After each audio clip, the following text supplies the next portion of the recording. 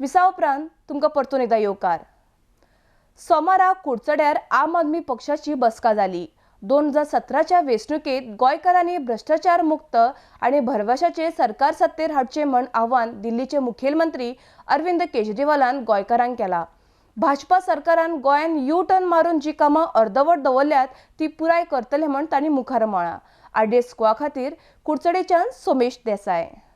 दोनों पार्टियों से तंग आ चुके हैं लोग और इस बार ऊपर वाले की कृपा से by some divine intervention there is an honest party.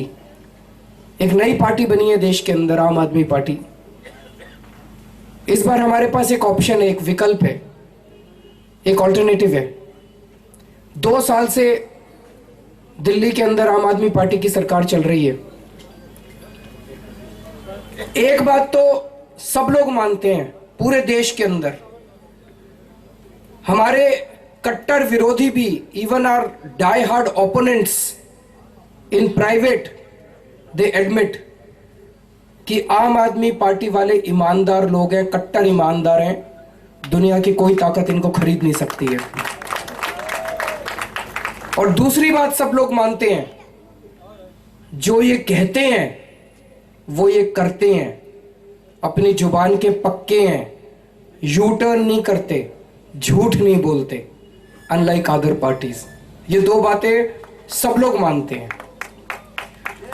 Delhi के अंदर 2 साल से आम आदमी पार्टी की सरकार चल रही है।